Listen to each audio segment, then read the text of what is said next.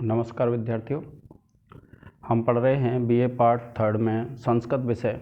और संस्कृत विषय का जो प्रथम प्रश्न पत्र है भारतीय दर्शन एवं व्याकरण।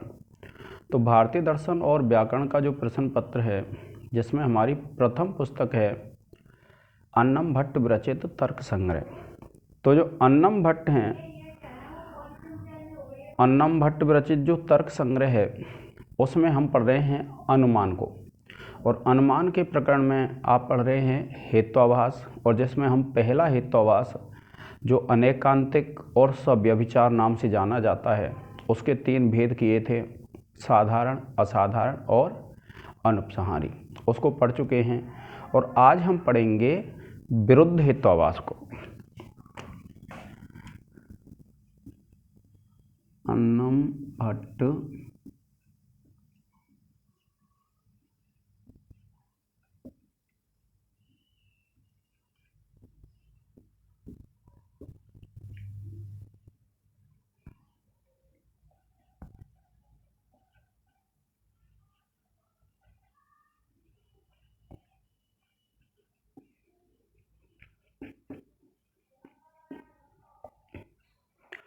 विरुद्ध जो हेत्वाभास होता है, वह ऐसा हेत्वाभास होता है जो साध्य के अभाव में व्याप्त हो, अर्थात साध्य को सिद्ध नहीं करे, अपितु साध्य के अभाव को जो सिद्ध करता है, उस हेतु को कहते हैं हम विरुद्ध हेत्वाभास।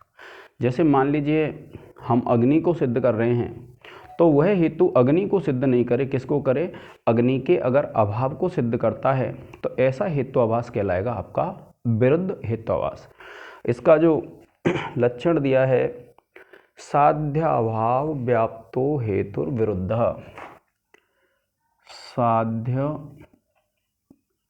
साध्याभाव व्याप्तो हेतुर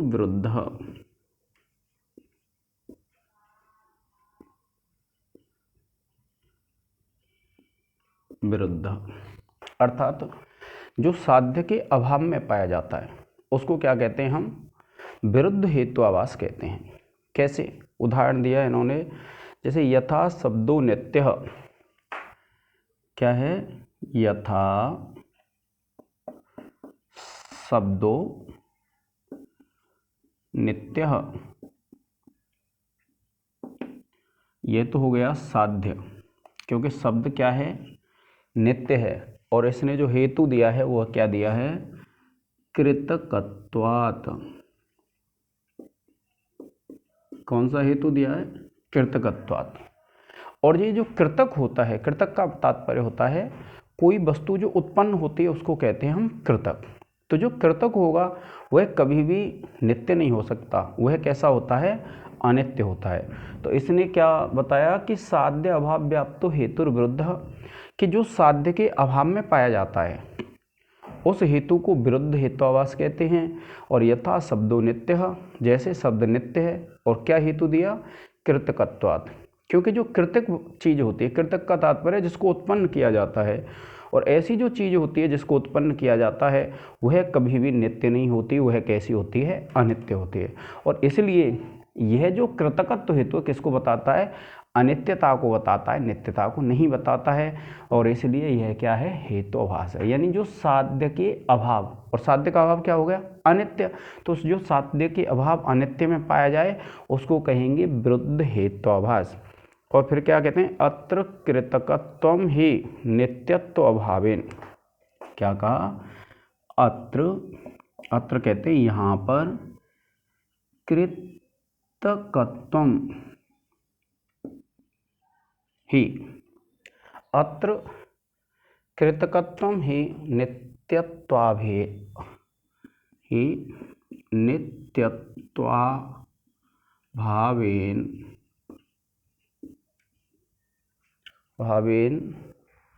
अनित्यत्वेन व्याप्तम। अनित्यत्वेन व्याप्तम। देखिए क्या बताया कि साध्य अभाव व्याप्तो हेतुर विरुद्ध, कि जो हेतु साध्य के अभाव में पाया जाता है, उस हेतु को क्या कहा जाता है? विरुद्ध कहा जाता है। तो इसमें जो उदाहरण दिया, यथा शब्दो नित्य, जैसे क्या है, शब्द नित्य है, क्यों है? हेतु दिया कृतकत्वात्। तो कृतक नहीं होता, कृतक कहते हैं जो वस्तु उत्पन्न होती है वह वस्तु नष्ट होती है। तो अगर हम ये कहते कि शब्द अनित्य है तो ये हेतु हो जाता कृतकत्व, लेकिन हमने क्या कहा? शब्दो नित्य कृतकत्वात्। तो इसलिए जो अनित्यता है, नित्यता का अभाव, तो जो साध्य के अभाव में व्याप्त रहता है वह हेतु होता है विरुद्ध हेतु। और विरुद्ध जो होगा वो हेतु नहीं होगा, हेतु जैसा लगेगा, तो वो हो जाता है आपका हेत्वाभास। अब क्या कहते हैं? अत्र कृतकत्वम ही नित्यत्व अभावेन। और यह जो उदाहरण दिया है, तो अत्र कृतकत्वम ही नित्यत्व अभावेन, कि यहाँ पर जो कृतकत्व हेतु दिया गया है वह नित्यत्व के अभाव में अनित्यत्व में पाया जाता है। क्या कहते हैं कि अत्र कृतकत्वम ही, यहाँ पर जो कृतकत्व हेतु है वह नित्यत्व के अभाव वाले स्थान में पाया जाता है, और इसलिए यह क्या है? आपका विरुद्ध हेत्वाभास। अब आगे वाला जो हेत्वाभास है वह है सत प्रतिपक्ष हेत्वाभास। अब हम आगे पढ़ेंगे सत प्रतिपक्ष हेत्वाभास को। ये है सत प्रतिपक्ष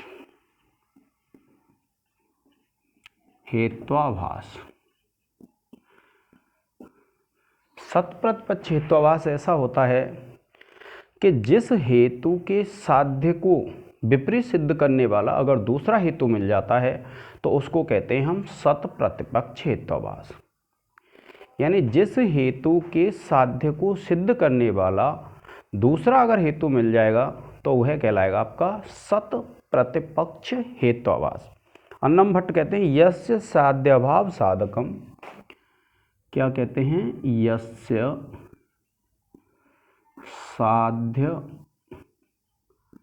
साध्याभाव साधकम हेत्वंतरम विद्यते, हेत्वंतरम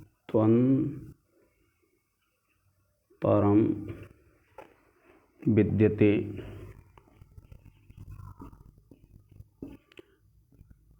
स यस्य साध्याभाव साधकम हेत्वंतरम विद्यते स सत प्रतिपक्ष, स सत प्रतिपक्ष। क्या कहते हैं? यस्य माने जिस हेतु के साध्य के अभाव को सिद्ध करने वाला हेतु अंतरम, हेतु अंतर कहते हैं दूसरा हेतु, विद्यते विद्यमान होता है, स सत प्रतिपक्ष। क्या कहा? यस्य साध्याभाव साधकम हेत्वंतरम विद्यते, यानी जिस हेतु के साध्य के अभाव को सिद्ध करने वाला यदि दूसरा हेतु विद्यमान होता है तो वह कहलाता है आपका सत प्रतिपक्ष हेत्वाभास। और जैसे यथा शब्दो नित्यः श्रावणत्वात्, क्या कहा? उदाहरण दिया इन्होंने, यथा शब्दो नित्यः, यथा शब्दो नित्यः, कि शब्द क्या है? नित्य है। और क्यों है? श्रावणत्वात्, क्योंकि वह सुनाई देता है। हेतु क्या दिया? श्रावणत्वात्, यानी शब्द नित्य है, क्यों? क्योंकि वह सुनाई देता है। तो क्या कहा? शब्दो नित्यः, शब्द नित्य है श्रावणत्वात्। और कैसे?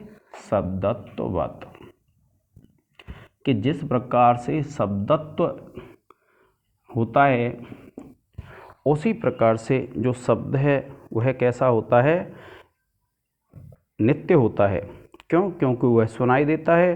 श्रावणत्वात् कहते हैं शब्दत्ववत्, जैसे शब्दत्व जाति होती है उसी के समान यह भी क्या है? अब इसी बात को शब्दों नित्य को हम विपरीत भी सिद्ध कर सकते हैं।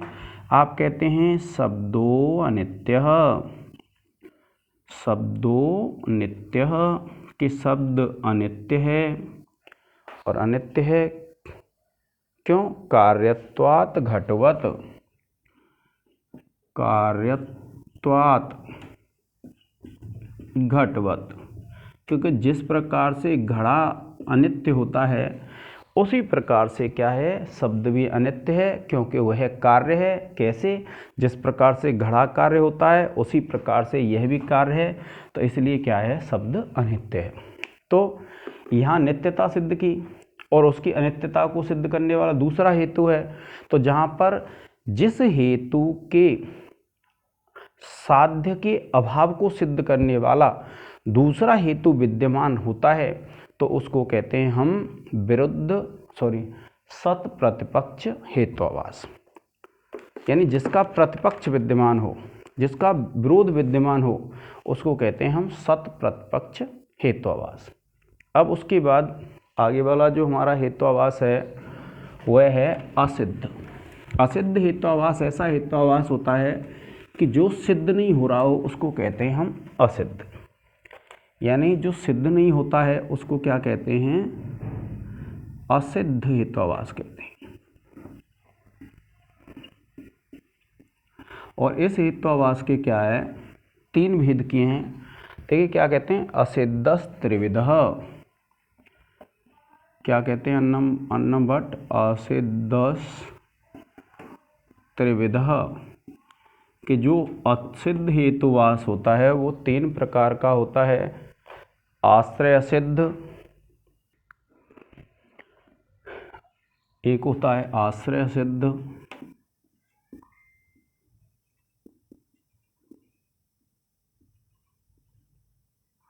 तो आश्रय सिद्ध, स्वरूपा सिद्ध,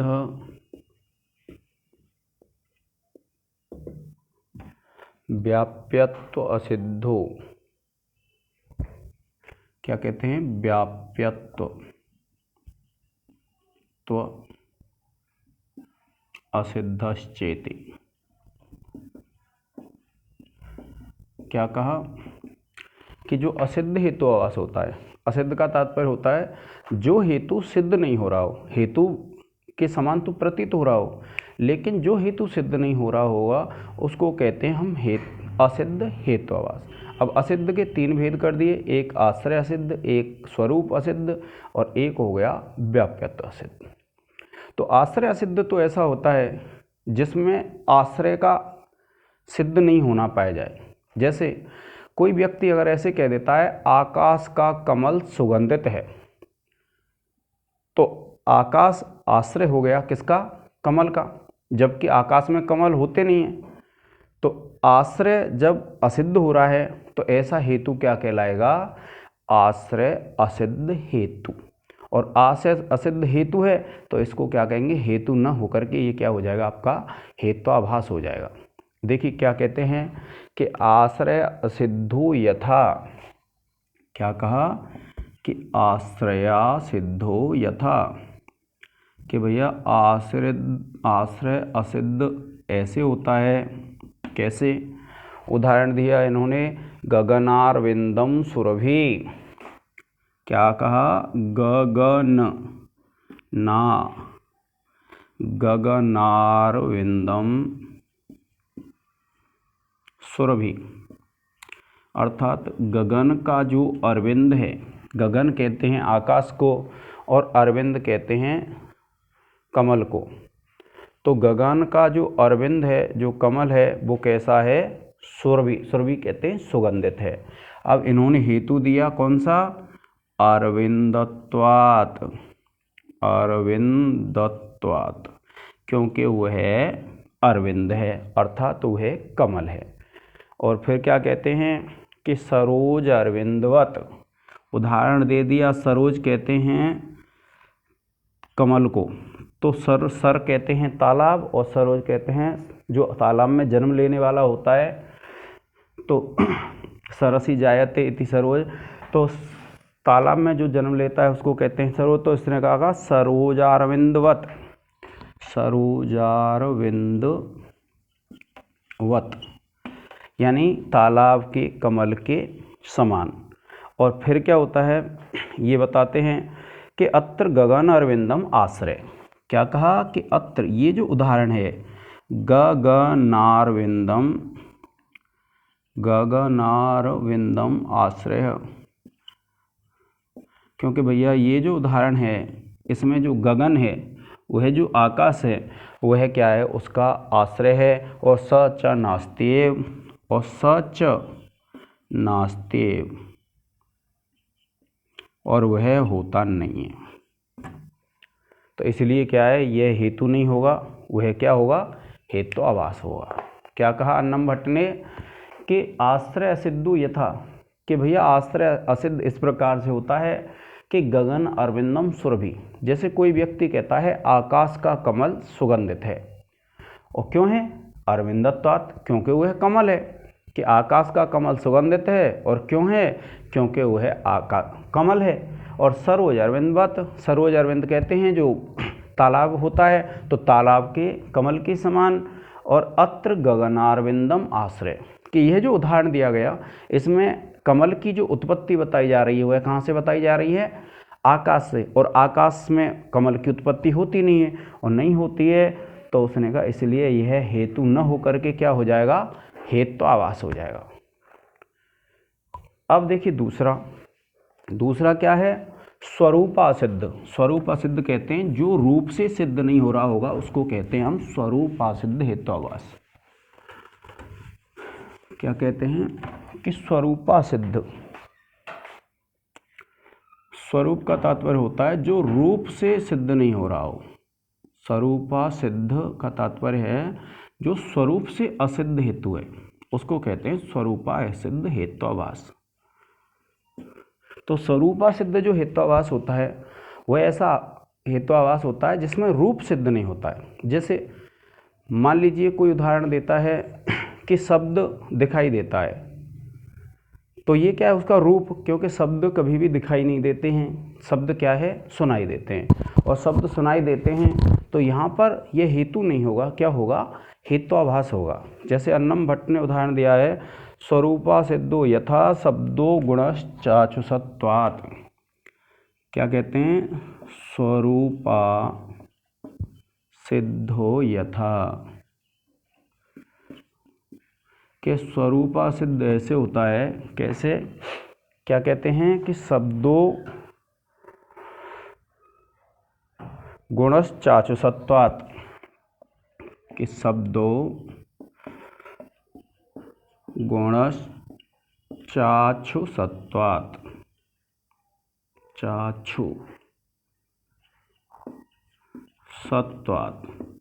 क्योंकि जो शब्द है वो क्या है, गुण है, और क्यों है, चाचुष कहते हैं दिखाई देता है, क्योंकि उसने क्या कहा कि शब्द तो हो गया आपका पक्ष, और गुण हो गया साध्य, और हेतु हो गया आपका कौन सा, चाचुष। तो अब ये क्या कहता है कि शब्दों गुण, कि शब्द गुण है, क्यों है, चाचुषत्वात्, शब्द गुण है क्योंकि वह दिखाई देता है। और फिर आगे कहते हैं कि अत्र चाचुषत्वम शब्दे नास्ति, कि अत्र चाचुषत्वम शब्दे नास्ति, कि यहाँ पर दिखाई देने वाला जो गुण है वह शब्द में नहीं होता है। क्योंकि शब्द का गुण क्या होता है, शब्द तो केवल सुनाई देता है, और शब्दस्य श्रावणत्वात्, और स्वयं कहते हैं कि शब्दस्य श्रावणत्वात्, क्योंकि शब्द क्या है, सुनाई देता है। तो इसलिए ये जो दिखाई देने वाला जो हेतु है, क्या उदाहरण दिया कि शब्द गुण है, क्यों है, हेतु दे दिया क्योंकि वह सुनाई देता है, दिखाई देता है। जबकि ये जो दिखाई देने वाला गुण है वह शब्द में नहीं पाया जाता है, और जब शब्द में नहीं पाया जाता है, क्यों, क्योंकि शब्द तो केवल सुनाई देता है। तो इसलिए यह हेतु नहीं होगा चाचुष, क्या हो जाएगा, हेतु आभास। और ये कौन सा हेतु आभास हो जाएगा, क्योंकि इसमें रूप सिद्ध नहीं हो रहा है, और जब रूप सिद्ध नहीं हो रहा है तो स्वरूप असिद्ध हेतु आभास कहेंगे इसको। अब जो तीसरा है हमारा वह है व्याप्यत्व असिद्ध। जैसे मैंने आपको व्याप्ति बताई थी, व्याप्ति है, आपने पढ़ा हुआ है कि यत्र यत्र धूमः तत्र तत्र अग्निरेति साचर्य नियमो व्याप्ति। यानी जिस हेतु की व्याप्ति सिद्ध नहीं हो वह हेतु कहलाता है व्याप्यत्व असिद्ध हेत्वाभास। अर्थात जिस हेतु के, जैसे आपने अग्नि साध्य होने पर हेतु धुआं था, उसमें उदाहरण पढ़ा कि यत्र यत्र धूमः तत्र तत्र अग्निरिति, कि जहाँ जहाँ पर धुआं होता है वहाँ वहाँ पर अग्नि होती है। यह उदाहरण आपने पढ़ा, और इस उदाहरण में जब आपने पढ़ा तो इसकी व्याप्ति सिद्ध हो रही थी, यथा महानस। आप बताते हैं कि जहाँ जहाँ धुआं होता है वहाँ वहाँ अग्नि होती है, जैसे रसोई में। किंतु जो व्याप्ति से असिद्ध हेतु होता है उसको कहते हैं व्याप्यत्व असिद्ध हेत्वाभास। तो यहाँ पर क्या है, हमारा जो हेत्वाभास है असिद्ध वो पूर्ण हो जाता है। अब एक है हमारा अंतिम बाधित हेत्वाभास। बाधित हेत्वाभास किसको कहते हैं? जिस हेतु का दूसरे प्रमाण से ही पता चल जाए, बाधित हेत्वाभास। कैसे? जैसे आपसे अगर कोई ऐसे कहता है कि अग्नि शीतल होती है, तो आप उसको स्पर्श करा देंगे, उसको एहसास हो जाएगा अग्नि शीतल नहीं होती। कैसी होती है? अग्नि उष्ण होती है। तो ये देखिए उदाहरण दिया है कि यस्य साध्याभाव, यस्य साध्याभाव, क्या कहते हैं? यस्य साध्याभाव, यानी जिस हेतु के साध्य का अभाव प्रमाणांतरेण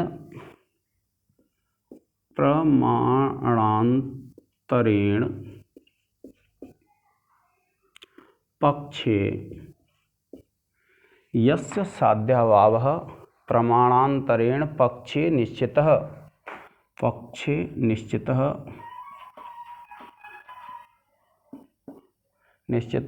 सबाधितः।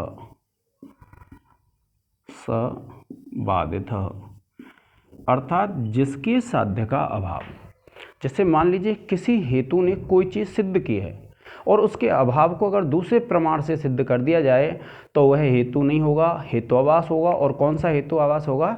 बाधित हेतुआभास। और इसलिए कभी क्या कहते हैं कि यस्य साध्य अभाव, जिसके साध्य का अभाव प्रमाणांतरेण पक्षे निश्चितः, दूसरे प्रमाण के द्वारा, प्रमाण अंतरेण का तात्पर्य होता है दूसरे प्रमाण के द्वारा पक्ष में निश्चित कर दिया जाए, तो उसको कहेंगे बाधित हेत्वाभास। और उदाहरण है देखिए, यथा वहनेर अनुष्णो द्रव्यत्वादिति। क्या कहते हैं? यथा वहनेर अनुष्णो, वहनेर अनुष्णो द्रव्यत्वादिति,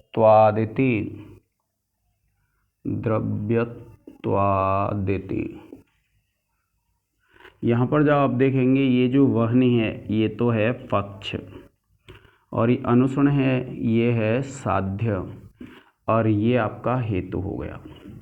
ठीक है। अब कभी क्या कहते हैं कि यस्य साध्य अभाव, क्योंकि साध्य इसका अभाव क्या हो गया? अनुष्ण का अभाव हो जाएगा उष्ण। तो यस्य साध्य अभाव प्रमाणांतरेण, दूसरे प्रमाण से पक्षे निश्चितः, पक्ष में निश्चित कर दिया जाए, तो उसको कहते हैं हम बाधित हेत्वाभास। अब देखिए उसने बताया है कि अत्र अनुष्णत्वम, कि अत्र अनुष्णत्वम साध्यम, कि यहाँ पर जो साध्य है वो क्या है? अग्नि उष्ण नहीं है, कैसी है? अग्नि शीतल है। यही क्या है? इसमें साध्य है। और फिर क्या कहते हैं? अत्र अनुष्णत्वम साध्यम और तद अभाव उष्णत्वम। और तद अभाव, किसका अभाव? शीतलता का अभाव। तद अभाव यानी उसका अभाव, और अभाव क्या है? उष्णत्वम। उष्णत्वम यानी उसका जो अभाव है, और अभाव क्या है? उष्णत्वम। स्पार्शन प्रत्यक्षेण, क्या कहते हैं? स्पार्शन प्रत्यक्षेण, यानी स्पर्श करने के प्रत्यक्ष से ही गृह्यते, ग्रहण हो जाता है, गृह्यते ग्रहण हो जाता है। एते बाधितत्वम, क्या कहते हैं, एते बाधितत्वम।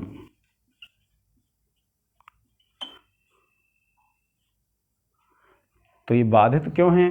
क्योंकि उसने उदाहरण कौन सा दिया कि जो अग्नि है वो कैसी है, शीतल है। कैसी है अग्नि? शीतल। जबकि अग्नि शीतल होती नहीं है, अग्नि कैसी होती है, उष्ण होती है।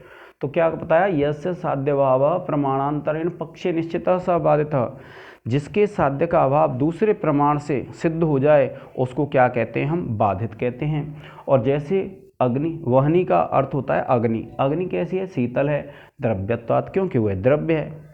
और अब वो कहते हैं अत्र अनुषणत्वम साध्यम, यहाँ पर क्या है, अनुषणत्व होना, वो क्या है, साध्य है। और तद अभाव उष्णत्वम, और उसका अभाव उष्णत्व। स्पर्शन प्रत्यक्षेण गृह्यते, स्पर्श करने के प्रत्यक्ष से ही ग्रहण हो जाता है। एते बाधितत्वम, और यह बाधित है, इसलिए ये हेतु आवास क्या कहलाएगा, बाधित हेतु आवास कहलाएगा।